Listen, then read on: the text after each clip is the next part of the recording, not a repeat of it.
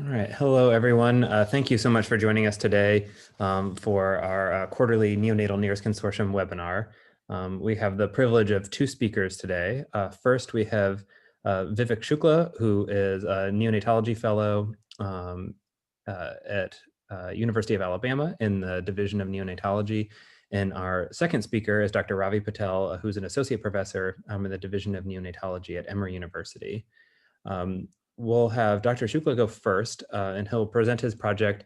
We'll have a brief pause for some questions. So if you want to enter those in the chat box while he's presenting or just after, we'll go through all those questions. Then we'll hear from Dr. Patel second.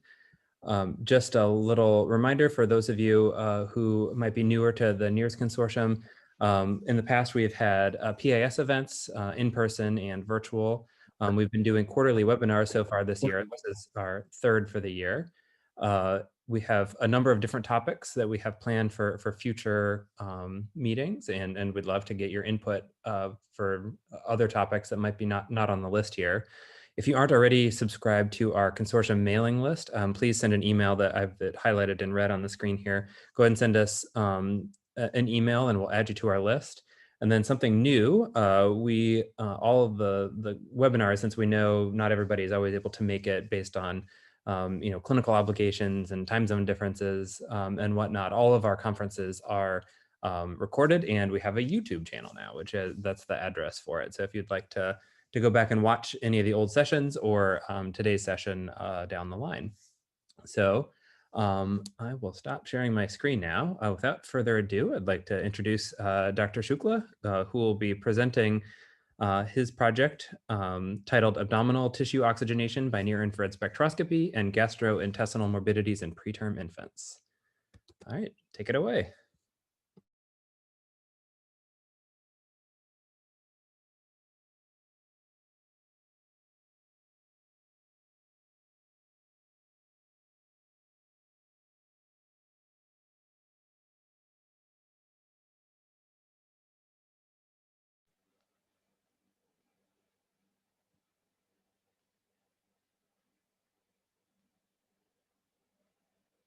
Hello, thank you for this opportunity. Is my screen coming as full screen? Yes, it looks good. Okay, thank you so much. So there are no conflicts of interest to disclose. Just a little background, preterm neonates are at a high risk for necrotizing enterocolitis and spontaneous intestinal perforation. Intestinal perfusion abnormalities have been associated with the pathogenesis of NEC. Near-infrared spectroscopy is a non-invasive, continuous, easily interpretable way of monitoring organ-specific oxygenation trends, and it provides an insight into the interplay between the oxygen delivery, metabolism, and perfusion. So given these characteristics of NIRS, there has been increasing interest in seeing the correlation of NIRS values with common gastrointestinal diseases. One of them being feeding intolerance, and it has been shown that infants with feed intolerance have lower abdominal NIRS as compared to the controls.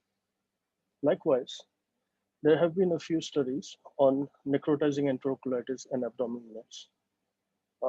Most of them have been very small sample size study. The biggest of all that has been published till date is by Dr. Ashish Patel from University of Texas. And in this study, they found that mean abdominal NIRS in normal preterm infants during the first week of life was significantly higher than in those who later developed necrotizing enterocolitis. There are a couple of major drawbacks to the study. One of them is that they included neonates less than 32 weeks. All the neonates who were less than 32 weeks were included. There has been some evidence that NIRS values vary by gestational age. So including a large, having a large inclusion criteria might impact the study generalizability. And second, they used point estimate of abdominal NIRS for 5 minutes every day for the first week. And this is true for many other studies on the subject. point estimate of abdominal NIRS values might be insufficient to represent the trend. So to address the current gap in research knowledge, we devised the current study with the objective to assess the role of abdominal NIRS monitoring for prediction of death and or short-term gastrointestinal morbidities, including necrotizing enterocolitis or spontaneous intestinal perforation in preterm neonates with gestational ages between 25 and 29 weeks. So this was a prospective cohort study. We included neonates who were admitted to University of Alabama NICU between May 2018 to April 2020. 200 consecutive preterm neonates between the gestational ages of 25 to 29 were included. Our inclusion criteria was more than 40% FiO2 requirement or ventilator support requirement. Our exclusion criteria was antenatally diagnosed congenital heart defects, abdominal wall defects, and congenital malformations needing urgent surgical intervention. We recorded hourly abdominal NIRS values for the first 7 days and short-term gastrointestinal morbidities, including necrotizing enterocolitis of Bell stage 2 or more, and spontaneous intestinal perforation and death. Neonates were divided into 2 groups based on the presence or absence of death and or short-term gastrointestinal morbidities. We used descriptive analysis to compare the 2 groups, and we used univariate and multivariate association analysis to see the correlation between abdominal NIRS and outcomes. So this table represents the baseline characteristics, and as expected, gestational age and birth weight was lower in the neonates who had death or short-term gastrointestinal morbidities. The rest of the baseline characteristics were not statistically different.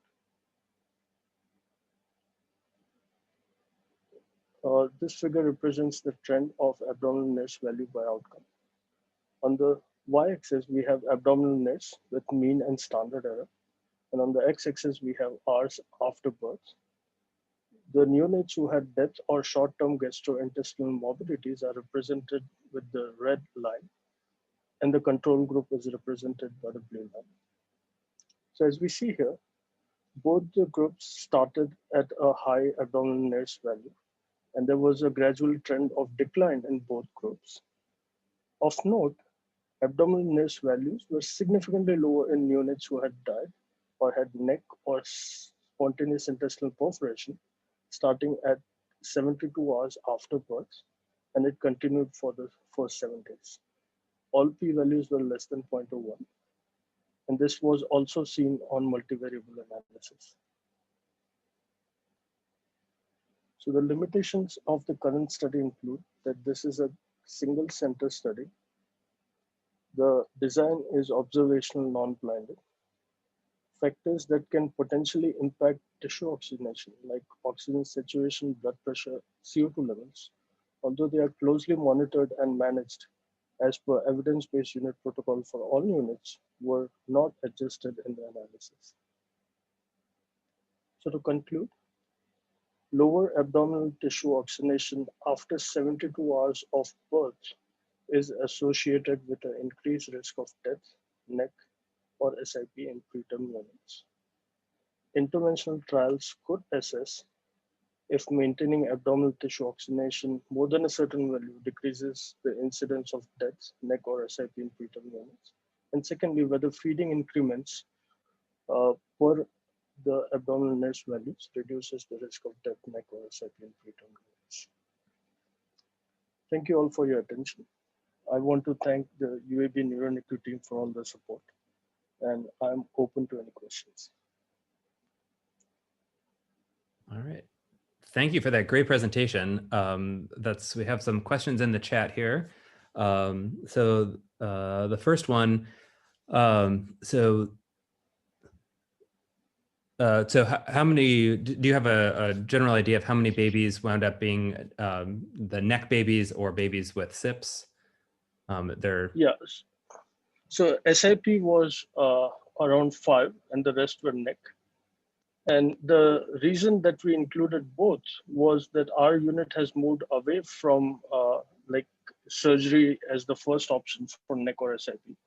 We are using abdominal drain for initial period, and many babies don't get operated. So the tissue diagnosis, which is necessary to identify SIP, is absent in many cases. So that's the reason we combine both. Okay. If you just took the babies with SIPs out, is that difference still there?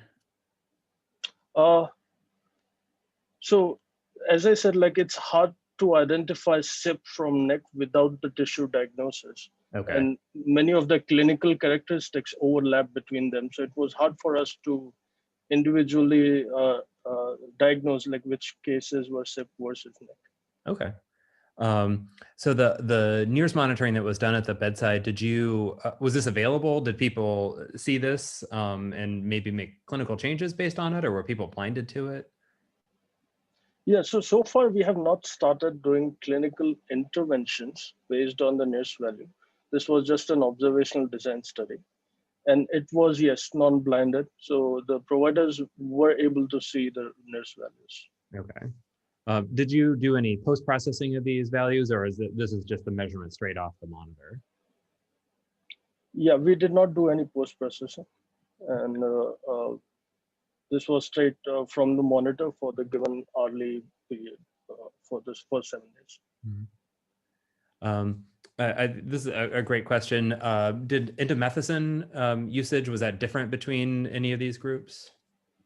Yes, so indomethacin, as you can see in this table, was 72% in controls, and in cases it was 63%.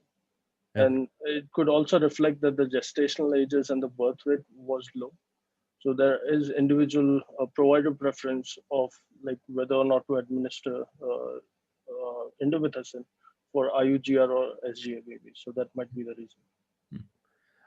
One thing I was wondering, it was sorry, it was not statistically significantly different though.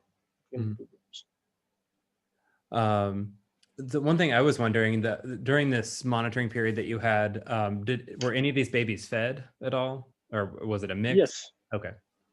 So as a protocol, we start feeding from the first day. We initially start lower volume feeds, and then we increase about 20 to 30 ml depending on the birth weight going forward per day.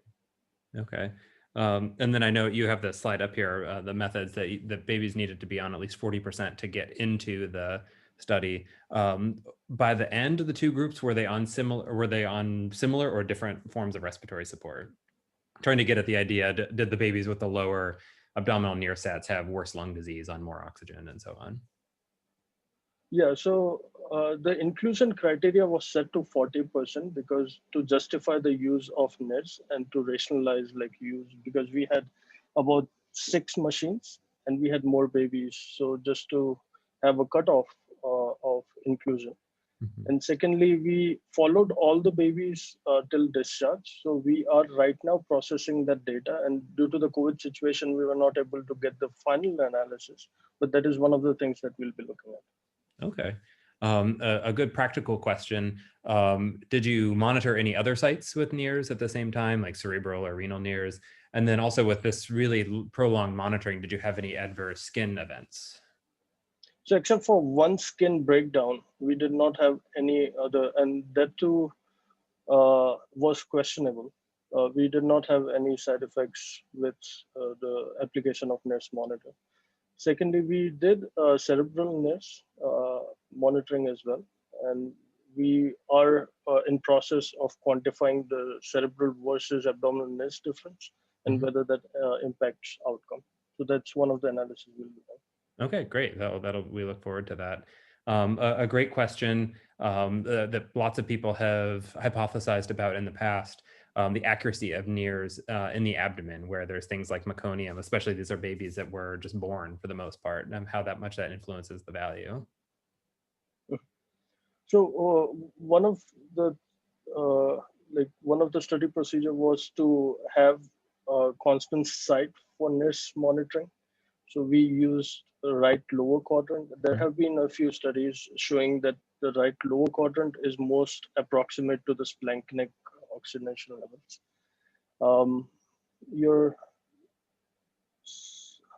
So that was the control that we used for all neonates who were included in this study. Okay. And then just one final question. I think this is a great one. You hint in your conclusions about the idea of intervention, trying to maintain saturations above a certain threshold. Do you have any speculation of how we might do that? So this is a very intriguing question of what to do with this data now. So as I said, like this could be used as a basis for interventional trials. But until unless we have a randomized controlled trial, we would not be able to say whether changing your management based on the abdominal NIRS impacts the outcome. So that's a question to be answered moving forwards. All right, I was lying. We have one more question, one late one from Dr. Minzer. A question sort of about the variability by baby. So you showed some nice group averages there between the two different outcomes. Are there babies that are outliers compared to this, that are very low right at the beginning and stay low the whole time, or very high and stay high, or have a lot of hour-to-hour variability? And how much do they influence these group averages? Yeah, so one of the analysis that we'll be doing is the variation or fluctuation between the NIRS values from day-to-day averages. So that is one of the analysis we have planned. So far, this table or this figure represents the mean and standard error of the groups. Mm-hmm. Like individual patient characteristics of NIRS, we are trying to further identify based on the ongoing analysis. Yeah.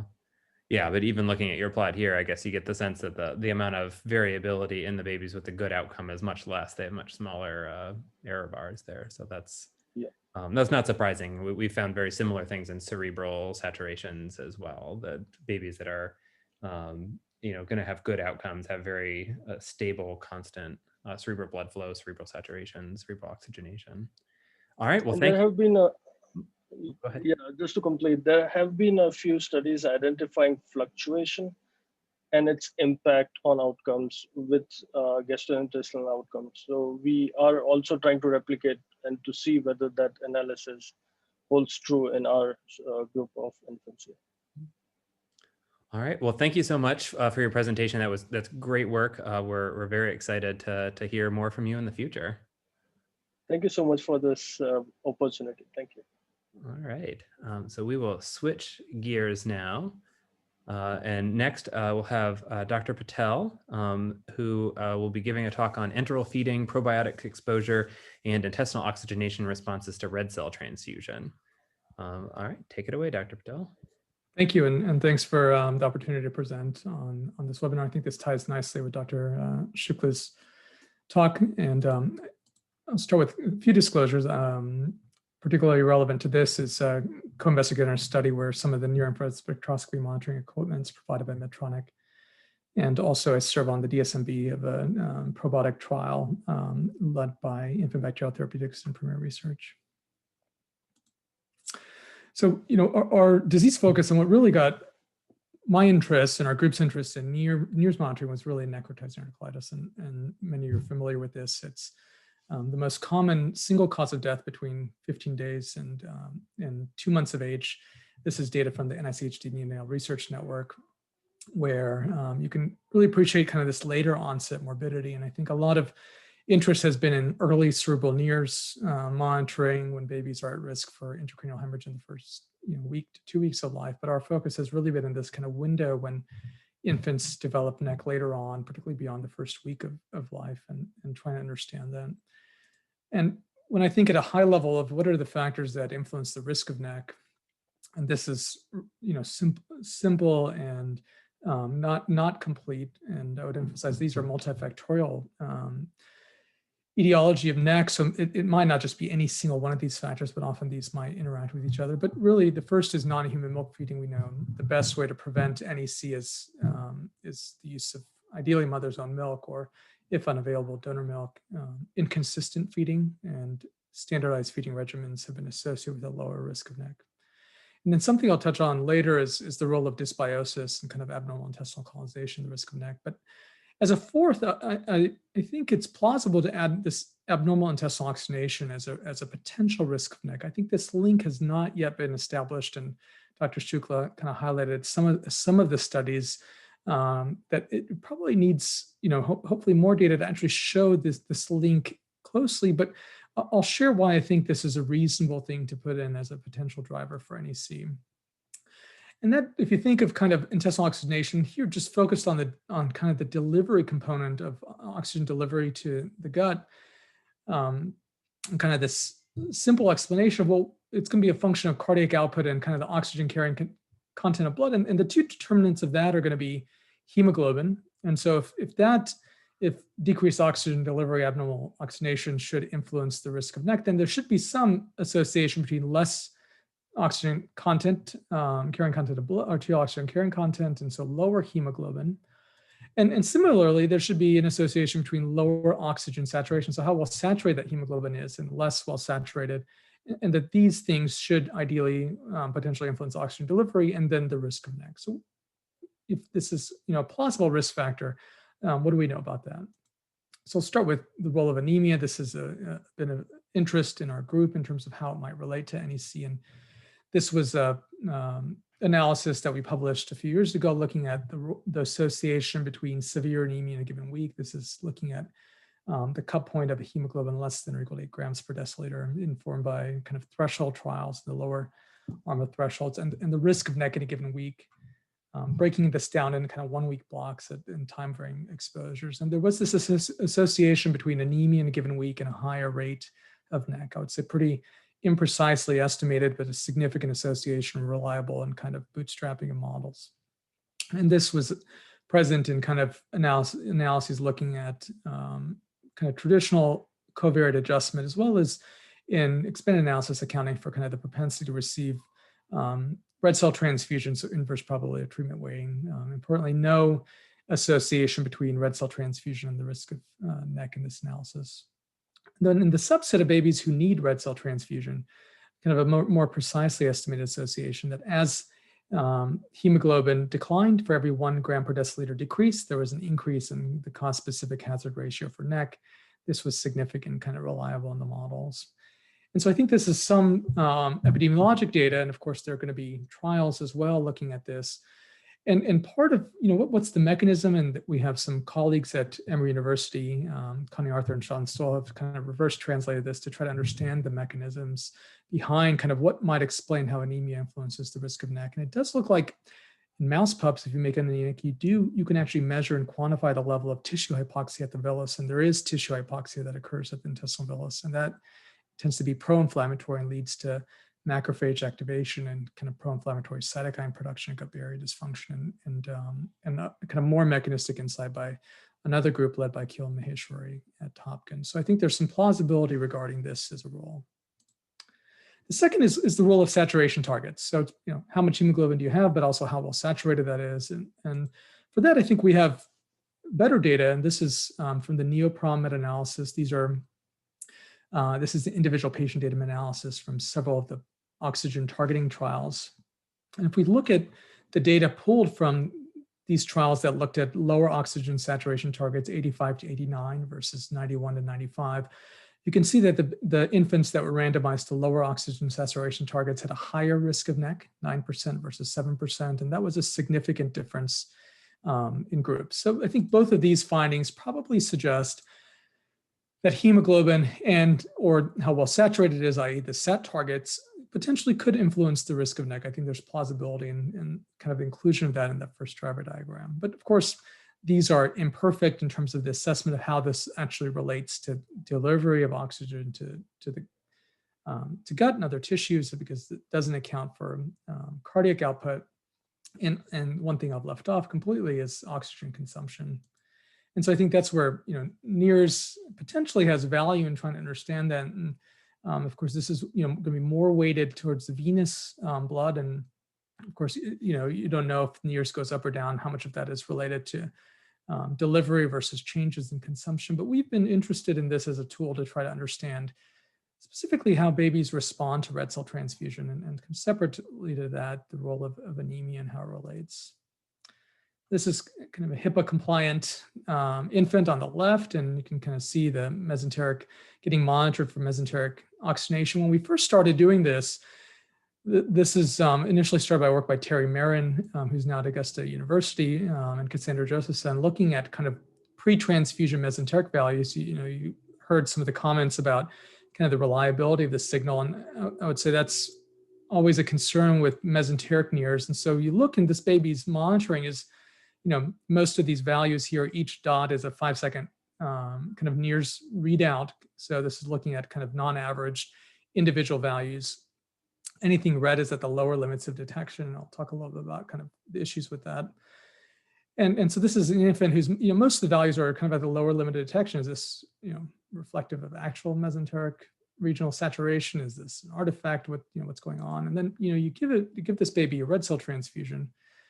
This is, of course, a baby who's being monitored because of a clinician decision for a red cell transfusion. So this could be in a compromised state. And you see this, and you see this improvement in regional oxygenation. Again, each dot here is kind of a 5-second measure of mesenteric oxygenation. It does go up, which I think raises the question, was this artifact previously, was this actually truly reflective of oxygen delivery given the response to transfusion? And to the points made before, each of these kind of segments, if you're just looking at brief segments, you probably aren't getting a full measure of kind of what the oxygenation is, because this is rather dynamic over 24 to 48 hours of monitoring. So one of the questions, there's a couple of issues with NIRS. The first is this detection limit. So at 15%, all these red dots are kind of measures at the lower bounds of detection in this device. Is it right at 15? Is it lower than 15? How do we account for that? The second is signal dropout, and how can we quantify the kind of the changes in before and after transfusion, and different groups have approached this differently. So one of the things I wanted to touch into, and that'll relate to some of our findings, is kind of ways to address this. And so I think there's 3 aspects, and this is work that Yin Gao, who's a statistician at School of Public Health, has kind of worked on, as well as Cassandra Josephson, who's kind of the PI for many of our studies. The first is signal dropout and kind of artifact, and how do you assess the kind of reliability? And so one way to do that is you can actually kind of fit a spline that uses non-parametric methods, so not related to necessarily the mean that might, outliers might influence. And you fit that blue line, which is this spline, and then you can actually measure the area under this fitted spline, this area under the blue line, which is what we call the mean area of the curve, so MAUC. And that mean area in the curve gives you kind of an estimate of what's the kind of, over this period of time, the average typical regional oxygen saturation of this tissue bed. And that's one measure that you can get, kind of what's in this infant, the typical measure. The other is the issue with the detection limits in monitoring. So here you can see the detection limit of 15%. So, what's the actual value? Because it's not able to detect below that. And so one way you can address that is by imputing. And so for this measurement, this was the pre-transfusion measurement I showed you in this infant. This blue line here is now imputed values, below this range that account for kind of the possibility of these values below the detection limit, or potentially above. And then the third is temporal dynamics, and which way is the oxygenation going in terms of improving versus not. And this is not something we're going to talk about today, but there's kind of a way to address that, looking at kind of the different time windows you want in terms of, is oxygenation improving or worsening or not changing at all. And these methods, when you look at kind of the test data from a small cohort of infants, shows that you do increase using this, you can increase statistical power and might have kind of type 1 error rates along more with what you would expect compared to kind of standard t-tests, just comparing means between groups. And this is a, in a package for those of you that might be interested, a link below. Yikai Wing, who kind of helped develop this, generated an R package that can be implemented. And I've included a link here. And I think there's opportunities also to kind of refine on this approach, but this is one way to kind of quantify it. And the reason we're interested in that is this allows you then to look at kind of how babies, what was their mean area under the curve pre-transfusion and then post-transfusion. And this is in kind of the test cohort of 18 babies who are receiving transfusion, 14 infants at 28 weeks. And you can look, and one thing that's always struck me, which I think we still don't fully understand, is really this wide variability in baseline pre-transfusion mesenteric regional oxygen saturation. And then as well as kind of what happens once you give red cell transfusions, and looking here at just post-transfusion. You see these infants, some of these infants up here at 60, actually they go down after red cell transfusion. And then you have some infants down here that have pre-transfusion mesenteric regional oxygen saturation at kind of the lower detection limits. That some stay low, others improve, like the case I showed you. So there's really this heterogeneous response in how infants respond to red cell transfusion. That's really been kind of the focus of this work, less on kind of establishing the link with NEC. I think that's really challenging given kind of where NEC incidence is and kind of single center cohort studies, unless you have a very high incidence. But really better kind of separate from that is what happens in terms of how babies respond physiologically to red cell transfusion. And the difference between these two values is going to be kind of the delta MAUC, or the delta mean area under that fitted curve. And that I'll be using that term throughout kind of the data. So what explains heterogeneity in response? I think there's a lot of potential that it could be explained by what's going into the baby. So what's the characteristics of the red cells being transfused into the infant that might explain that? And there's lots of different factors, things that I'm not going to touch on today, but this is an area of a lot of interest by our group and kind of research led by Cassandra Josephson, looking at kind of a variety of different factors that influence potentially the quality or the characteristics of donor red cells that are being transfused into the baby. And there are many of them, and these are kind of ongoing prospective studies looking specifically at this, including looking at the metabolomic profile of the blood. So actually taking a sample of the blood, running a metabolomic profile to actually kind of profile the characteristics of that specific unit and specific aliquot of blood being transfused and how that might associate with red cells. So those are part of ongoing studies that I'm not discussing. So today, really the focus is what's on the infant end of things that could explain this kind of heterogeneity in response to red cell transfusion. And specifically two aspects. The first is feeding during red cell transfusion, and then the second is receipt of probiotic supplementation. Why kind of ask these questions? I think it's helpful to go into some of the literature, and this is not meant to be kind of an expansive coverage of that, but just some of the studies looking at this. First is looking at kind of feeding and mesenteric oxygenation. This is from Terry Marin, who with Cassandra Josephson worked on this, and Jim Moore when they were at, when Dr. Marin was at Emory.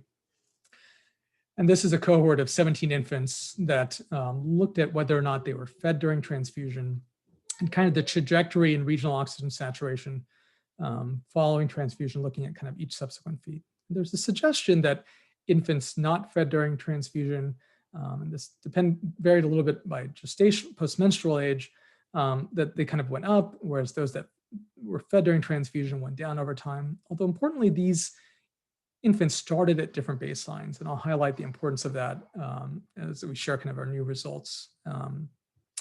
That the baseline's different. And I think that's important as we consider kind of the changes in trajectories post red cell transfusion. And then there's the effect of postmenstrual age and kind of when, and that's another kind of factor. And then another study out of Sydney published this year looking at kind of feeding and both splanchnic and cerebral oxygenation. And here, really, I'm going to be showing the data on splanchnic or mesenteric oxygenation, where they looked at baseline measures in this TE0 period, and then infants receive a red cell transfusion, and then kind of these 8-hour epochs following transfusion with NIRS monitoring. And what this group showed is that there was an increase in fractional tissue oxygen extraction. So there was an increase in kind of either, hard to know, either less delivery or more consumption among those infants compared to the pre-transfusion to the post-transfusion period, although only one period that was significant was in kind of the first 8 hours after transfusion, where there was an increase by about 2.6% in fractional tissue oxygen extraction. So relatively small. I'm not sure how clinically important these are. And overall, by kind of 3 hours at the end of the monitoring period, really no difference in compared to baseline in infants who are feeding. There's been a lot of debate in the literature about, does feeding or withholding feeding during red cell transfusion influence the risk of NEC? And that's kind of the clinical relevance of this. This is a meta-analysis of observational studies that looked at withholding versus not withholding. And there was this association between withholding of feeding and a lower risk of NEC I would say the largest weighted study here by Chris DiRenzio and Mike Cotton out of Duke. Actually, their conclusion was there's actually no effect when they looked at this. So I think there's some limitations in these kind of unadjusted estimates because other factors could have changed in these studies. But this is, I think, the relevance of why we would want to understand kind of the effect physiologically if there's this clinical potential outcome related to withholding versus not during transfusion. The other thing to consider, and this is from our study looking at transfusion, is babies get lots of transfusions, and each blue vertical line here is a red cell transfusion. So if you're going to withhold feeding, you might be withholding feeding for quite some time, depending on how intensely transfused your infant is. And so when you look at the risk of developing NEC within 48 hours after red cell transfusion, pretty uncommon, about 0.5%, which is consistent with kind of what David Paul has reported. And so, there's this potential for unintended consequences if you're going to be withholding lots of feeding in these infants, particularly for centers that start feeding early and advance quickly. The other infant factor is receipt of probiotic supplementation. This has been kind of a particular interest related more broadly to NEC. And there's been a number of studies that have identified the role of dysbiosis in NEC, and this is one of those by Barbara Warren and Phil Tarr out of WashU that showed babies who go on to develop NEC, if you look at their stool, they have kind of a bloom or a higher relative abundance of gamma proteobacteria, things like Klebsiella and Serratia in their higher proportion, which is shown here in red compared to controls. So there's something about this increase in the relative abundance of gamma proteobacteria that associate with the risk of NEC. Now, interestingly, actually, just this year, there's actually, what's the link between intestinal oxygenation and dysbiosis? And there was a study out of Tampa that actually showed, if you look at this kind of abundance of gamma proteobacteria, which is here on the y-axis, and hematocrit, as infants became more anemic and moved to the left, they had this higher relative abundance of proteobacteria, which is what, was shown in the prior study and other studies are associated with a higher risk of NEC. And that this association between, as your crit went lower, you had greater amount of gamma proteobacteria persisted after this group adjusted for a number of potential confounders. And so this is, I think, very interesting, and I'm looking forward to more work in this area, and we're interested in this question as well, in terms of how does anemia, what's the kind of relationship between types of bacteria you have in the gut and how anemic you are, and to unpack that a little bit more. But what I would say is, what about the reverse, which is actually kind of what prompted the study question I'm going to share with you, which is, what about the role of dysbiosis on abnormal intestinal tissue oxygenation?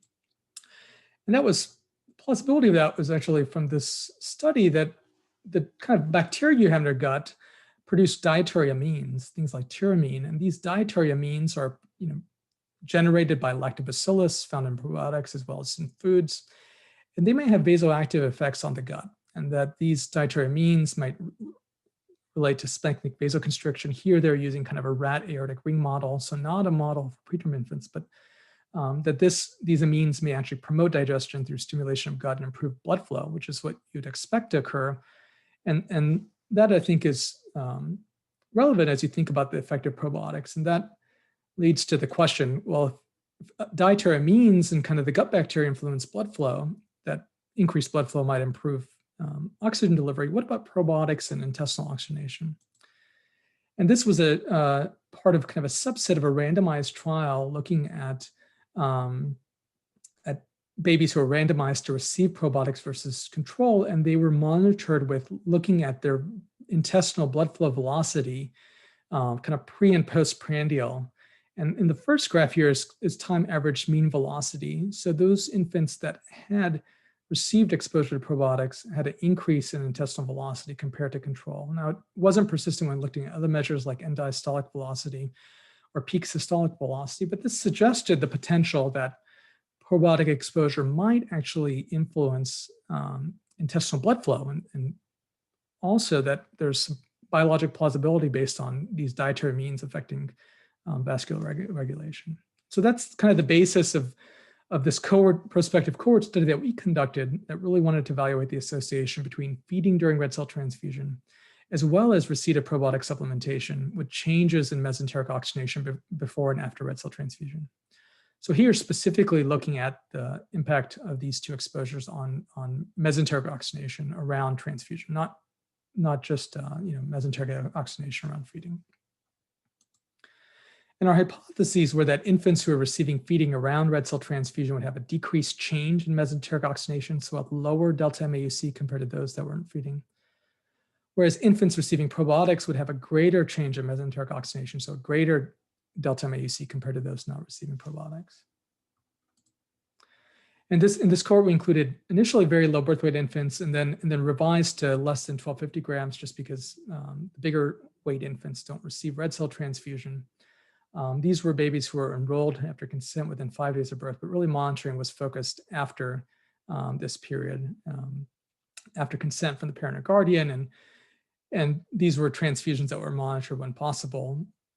Importantly, both of these study exposures, so feeding during red cell transfusion as well as probiotic exposure, varied within and between sites, with some of these occurring kind of pre and post, some of these measures pre and post implementation. So this was an observational study. These exposures were not randomized, and I think that's important to consider. And then we looked at enteral feeding during or within 6 hours of red cell transfusion as kind of our measure of whether a baby received feeding around transfusion. That 6 hours was kind of informed by the, partly by the cut points looked in kind of the meta-analysis. And then probiotic exposure was any enteral probiotic supplementation prior to NIRS monitoring. And for most of these infants, they received it relatively early on, and these NIRS monitoring occurred a week or two into the postnatal course. And then for statistical analysis, we use mixed models with random intercepts for each infant, accounting for within infant correlation. And importantly, adjusted for kind of where they started. So what was their baseline mean area in the curve, as well as other confounders, to really assess changes in MAUC, and also to look at interaction among parameters. So did one of the other variables kind of influence the other in terms of how babies responded to transfusion and their delta MAUC. So this is the characteristics of the cohort. We had 55 infants recruited. Their mean birth weight was 808 grams. They were 26.8 weeks. 53% were female and 58% were of Black race. And among these 55 infants, there were 66 transfusion monitoring episodes where infants were monitored pre and post transfusion. 69% of infants had probiotic exposure before this monitoring episode. 60% were fed during red cell transfusion. The mean pre-transfusion hemoglobin was 9.4. And then the baseline pre-transfusion mesenteric oxygenation saturation, again, quantified using the MAUC method, was 39% with a pretty broad range, 8 to 74% in terms of the range among infants. So I think still, I think one thing we don't fully understand is this broad range of baseline. So this is what we found. There was no difference in the change in mesenteric regional saturation before and after transfusion among infants who were feeding versus not feeding. You can see the p-value of 0.82 adjusted for baseline MAUC, center, pre-transfusion, hemoglobin, birth weight, and probiotic exposure here. And similarly, for probiotic exposure, there was no difference in change in mean area under the curve pre and post transfusion. And again, the p-value here was 0.2, adjusted for some of the same factors here, now adjusted for feeding, because we were interested in the exposure of probiotics. Now, one of the other things is kind of the trajectories over time. And so this was looking just at pre and post transfusion, and some of the prior studies I showed you, the one out of Sydney, suggested that the effect kind of post transfusion depended on the time of monitoring. So now looking here is kind of the baseline regional oxygen saturation, again by MAUC method, looking at infants on the left that didn't feed versus feeding, and measuring here before red cell transfusion, during red cell transfusion, and then a 3 8-hour epochs post red cell transfusion. What you can see is that there is this increase in mesenteric oxygen saturation, particularly in the 0 to 8 hours post transfusion among both groups, and then it tends to decline a little bit. And when you then quantify this in terms of kind of the difference at each of these time points, no statistically significant difference here comparing the mean difference in MAUC between feeding, no feeding versus feeding groups. And by 16 to 24 hours, there was essentially absolutely no difference. The mean difference in regional oxygen saturation was 0.01, so very little difference at 24 hours, 16 to 24 hours post monitoring. And that's looked at here in kind of the modeling approach, accounting for the potential interaction between time, so those different intervals and how they change from baseline, looking at the delta. So starting at kind of how much of a change from baseline was there. So they all tended to go up from baseline.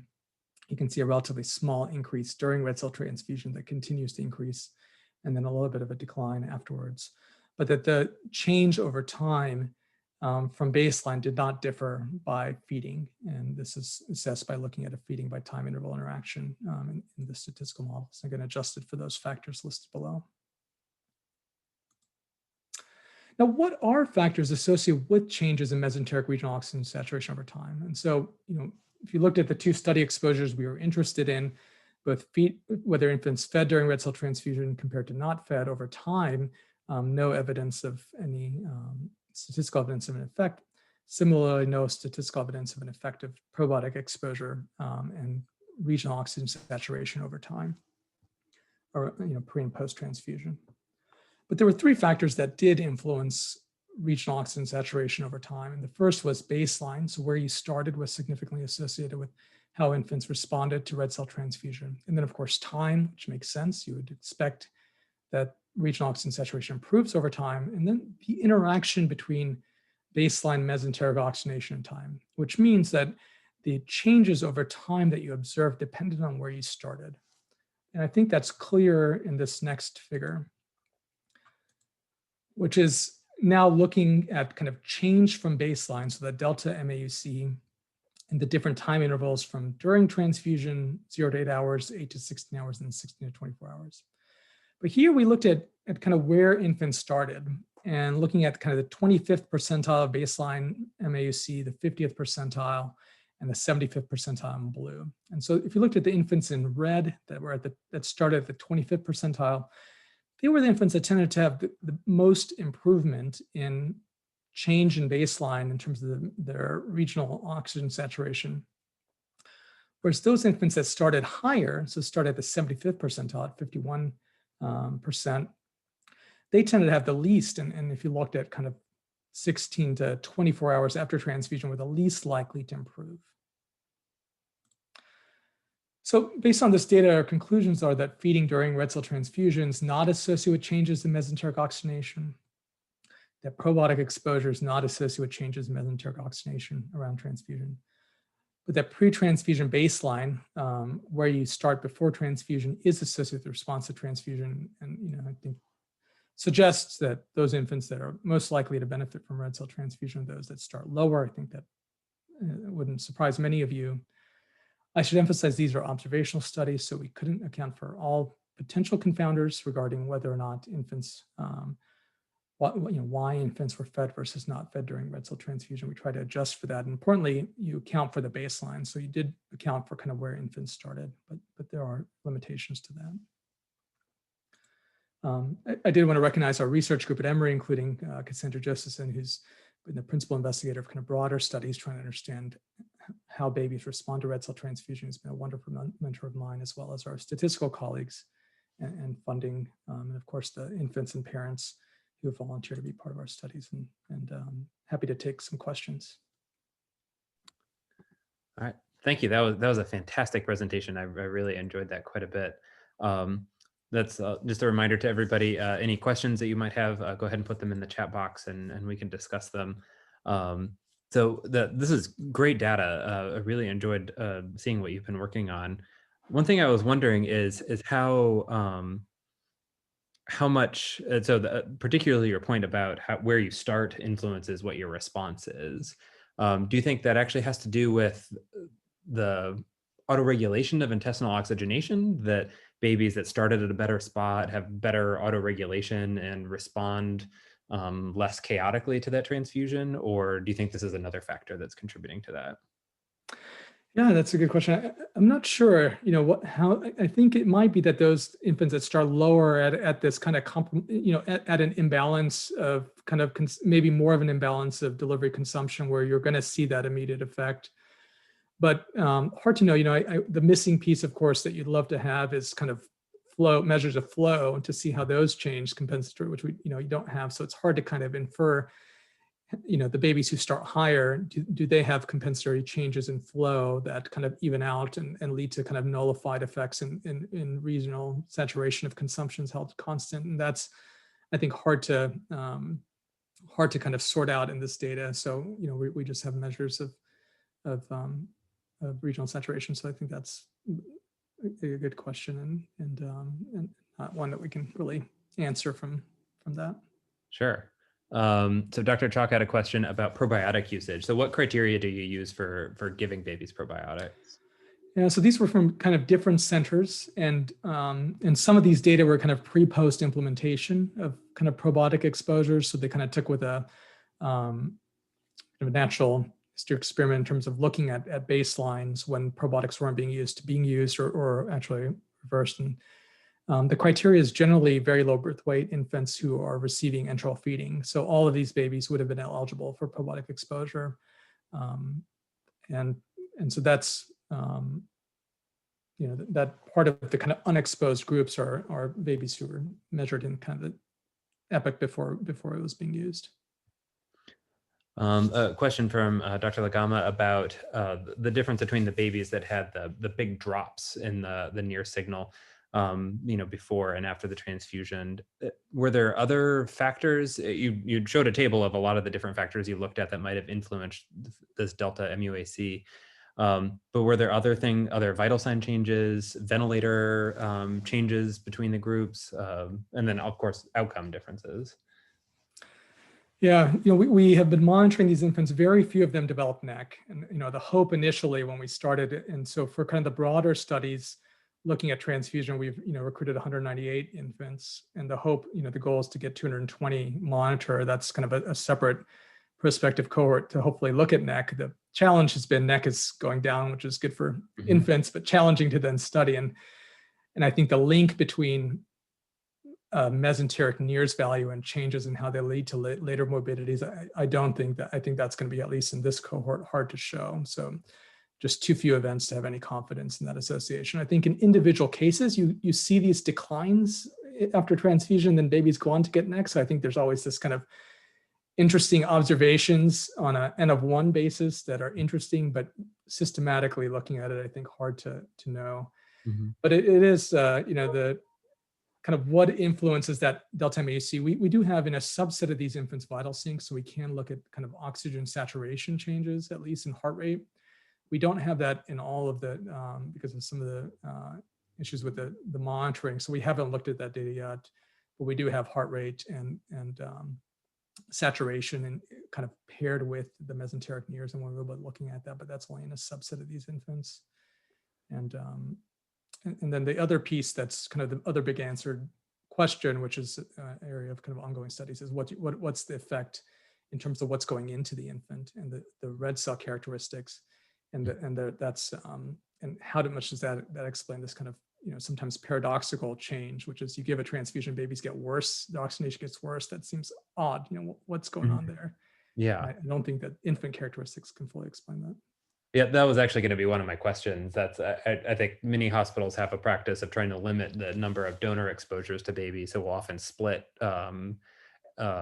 single units into multiple aliquots and transfused over time. So as you get into the second or third aliquot, that unit gets older and older and may have more lysed blood cells and then of course preservatives. People use different preservatives and the transfusion products too. Yeah, and absolutely. That's one of the main aims, is to look at actually storage, and particularly storage following gamma radiation, and how that influences delta MUAC and the age of the blood, as well as the metabolic profiles, because we've shown in prior studies looking at how does aging of that blood unit influence the metabolomic characteristics, and there are alterations in a number of pathways that kind of might influence how babies respond. So that's definitely right on kind of an area that we're looking into. Another question from the chat. Do you have other NIRS signals that you captured, like cerebral, for instance? People have talked about cerebral to abdominal ratios in the past. Is that something you're looking at? Yeah, so we did renal. We didn't do cerebral in these infants, partly because of some of kind of our challenges with CPAP apparatus and cerebral monitoring in some of these infants and kind of prior experience. And so we have looked at that. I didn't show the data, but essentially there's no association with renal MAUC. If you apply the same thing to the renal tissue bed, we see essentially similar findings in terms of kind of changes.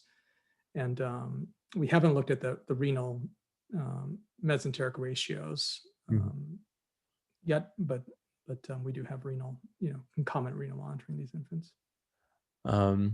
And then a question, do you see a difference in the MAUC between babies that are intubated and not intubated? That's not something that we have specifically looked at. I would say most of these babies were non-intubated. There's always that question of kind of what's the effect of kind of in oxygen in the gut, and the kind of lumen of the bowel and how that might influence the NIRS signals. And but we have not looked at that yet. Something, I'll put this up as a poll in a minute, that Valerie is wondering if anybody is using abdominal NIRS in clinical management. But while people answer that, I'll put that question to you, Dr. Patel. Do you use this in clinical management yet? No, this is only for research uses. And we monitor for 24 hours, but I think it could get expensive if you're going to be monitoring babies' mesenteric NIRS through through the whole hospitalization. So I think probably need more data to support how it would be used before we would use it clinically. Yes. Yeah, that seems to definitely be the, I can't get the poll to work. So if people could just put their answer in the chat box, then we could get it that way. That definitely seems to be an ongoing issue with all of NIRS research, which we talked about a little bit before this got started, of really trying to have an ideal, robust clinical response for any of these measurements to justify the cost and the effort of doing the monitoring. Let's see. So is abdominal monitoring viable at the bedside? So do you think, is this really something that we'll be able to move out of a research context? Once we answer some of these questions about thresholds for intervention and how to actually apply this, do you think this will be a valuable clinical tool someday? Purely speculation. Yeah, I think the most promise is with cerebral so far. With mesenteric, I do think what's the minimum duration of time to kind of get a sense of what measurement is going to be reflecting kind of gut oxygenation, and is that a 1 hour measurement? And if you could do it as a spot with sufficient time to kind of reflect on that, might be useful. I should say, all of these, the clinicians were blinded to the mesenteric values. So, in these studies, the clinicians didn't know, there was the monitors were covered, so that, or, didn't report that. But I think, it might be challenging if you're looking at centers with low incidence of neck, for example, and that's the use case. If your incidence is, 1.5, 2%, how are you going to use this in those situations? But potentially, I think that probably things like what Dr. Shukla has shown might be useful, particularly if you're looking at broader morbidities. All right, well, that sounds great. Thank you so much, Dr. Patel and Dr. Shukla, for speaking today.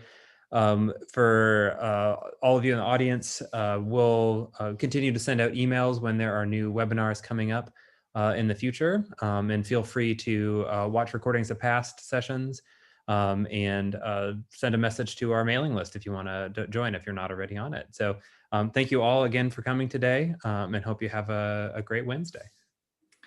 Thank you.